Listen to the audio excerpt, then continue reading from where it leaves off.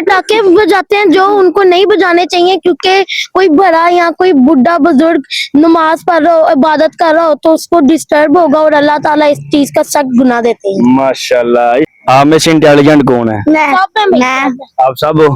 Question ये है कि शबान की जो रात है, शब बरात, जो 15 शबान को आती है, शबरात जिसे कहते हैं, जिस दिन आप पटाखे चलाते हो दुम दुम करके, वो रात किस चीज की रात है? इबादत की इबादत की इबादत की इबादत की इबादत की इबादत की जाहिर सी बात है इबादत की रात है।